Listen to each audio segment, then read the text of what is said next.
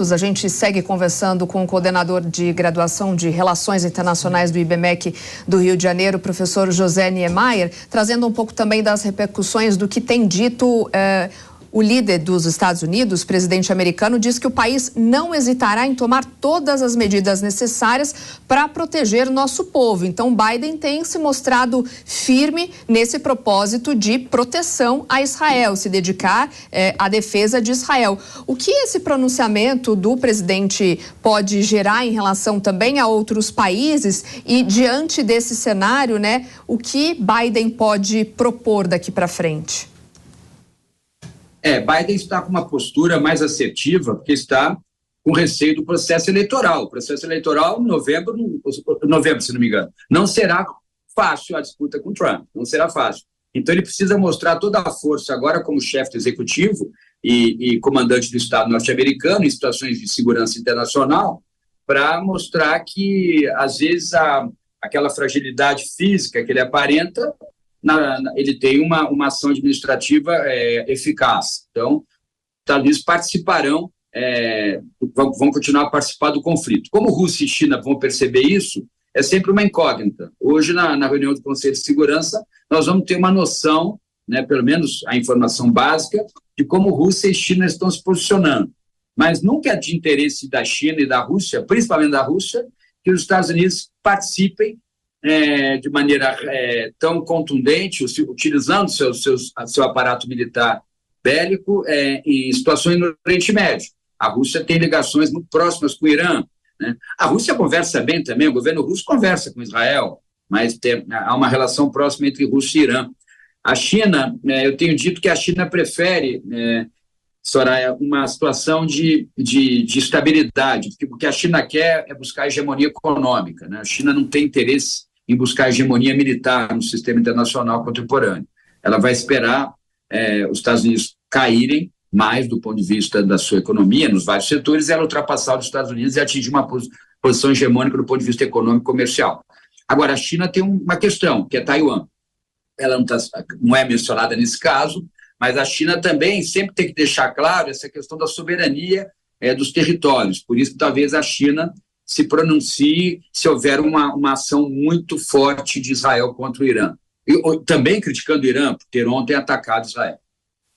Professor, Frederico Afonso também está com a gente, professor de Direito Internacional do Damásio Educacional. Queria te ouvir também, professor Frederico, em relação a esse apoio de aliados, né? Professor José Niemeyer dizendo ainda que China não se pronunciou, falando um pouco a respeito desse posicionamento que Joe Biden vem mostrando ter, né? Desde que começou a intensificação dessas tensões. Na sua opinião, portanto, também esse conflito deve ganhar ainda mais proporções a despeito do posicionamento desses países aliados, até mesmo que pode gerar da reunião do G7, que está prevista para acontecer ainda hoje?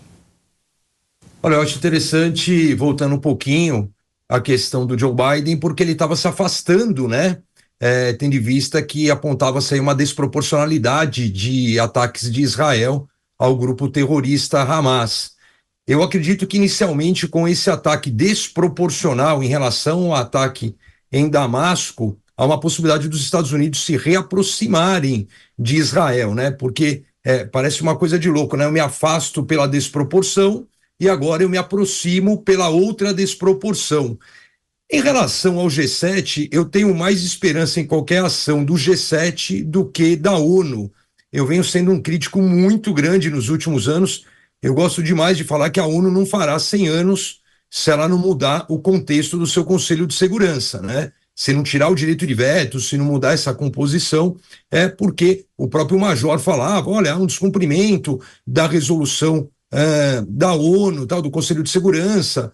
Ontem o Antônio Guterres, secretário-geral da ONU, também disse, não vai suportar mais uma outra escalada de guerra. A grande verdade é que a ONU vem perdendo o seu protagonismo, como eu falei um pouquinho antes no programa, de manter a paz e a segurança internacional. Está virando um órgão de vocação universal muito sem função, né? Voltando à história, me remonta à Liga das Nações, um pouquinho antes da deflagração da Segunda Guerra Mundial, né? Perdeu completamente o sentido.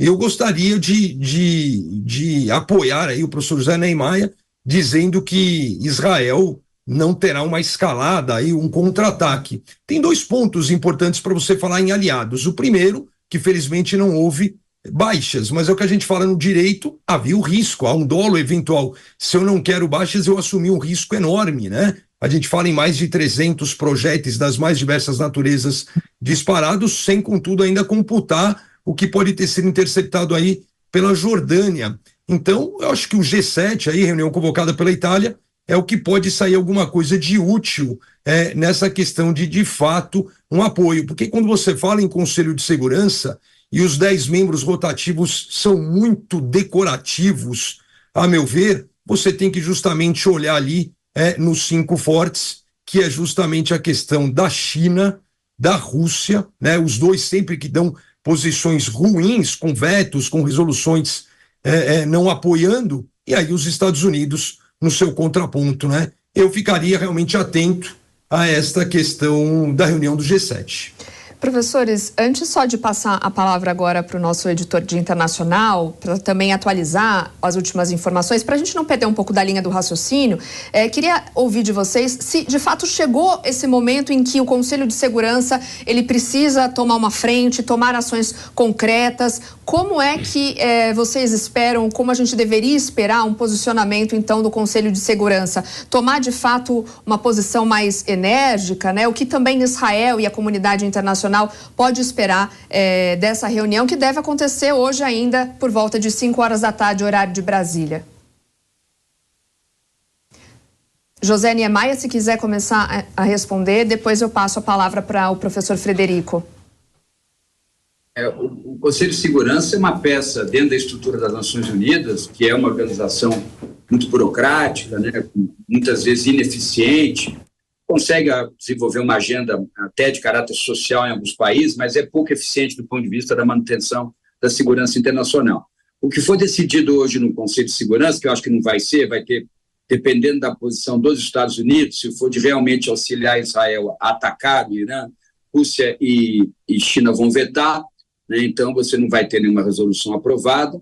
Se Israel aguardar e não ter não organizar nenhuma ação nas próximas horas, talvez seja um cenário melhor, um contexto melhor para alguma decisão de tentativa de uma certa estabilidade, e aí pode ser que o Conselho de Segurança encontre algum ponto comum, principalmente os membros permanentes, mas realmente vocês têm razão, o Frederico tem toda a razão, o doutor Frederico tem toda a razão, está na hora de você repensar a estrutura do Conselho de Segurança, por exemplo, discutindo a questão do veto e também aumentando o número de estados que tem cadeira permanente, né?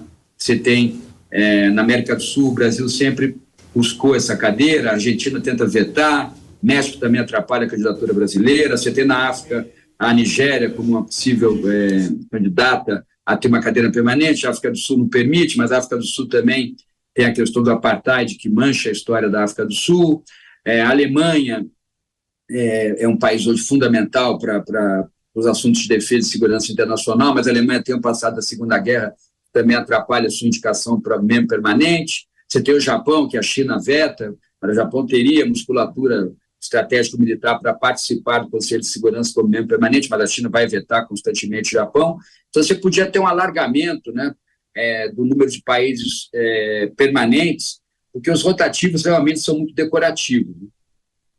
Professor Frederico, quer continuar o pensamento? Concluir?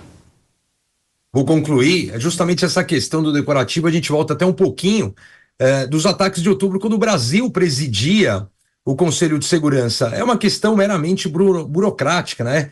Quem manda de fato, há uma expressão na doutrina ainda, antes da Carta de São Francisco ser aprovada em 1945, que falava dos 4 policiais.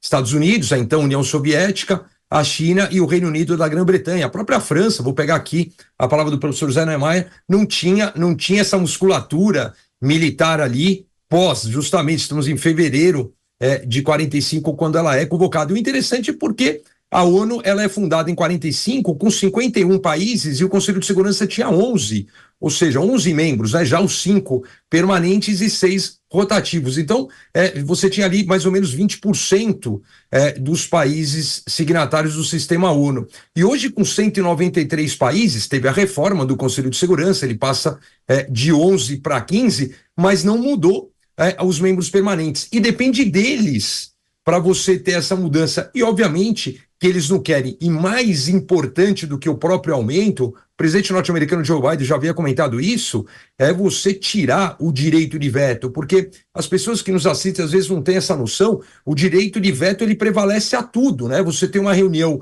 de 15 membros representando 193, dos 15, 5 de fato mandam, e se um falar não, se um exercer o direito de veto, prevalece então sobre os 192 países restantes. Então é muito desproporcional. Já havia essa previsão quando dos trabalhos das delegações na construção da Carta da ONU, mas eu insisto, o artigo 1º da Carta da ONU é manter a paz e a segurança internacional. Então ela está muito inócua, ela está muito sem objetivo, ela não consegue ter essa concretude. Então hoje você tem que enxergar um Conselho de Segurança com pelo menos 20 membros e 10 rotativos. Você tem que trazer aqui a Alemanha para o cenário, você tem que trazer o Japão para o cenário, você tem que trazer o Brasil para o cenário, que quase entrou ali nas discussões ainda em 1943, 44, a ONU começa a ser discutida antes, ainda durante a Segunda Guerra. Então você tem que ter uma mudança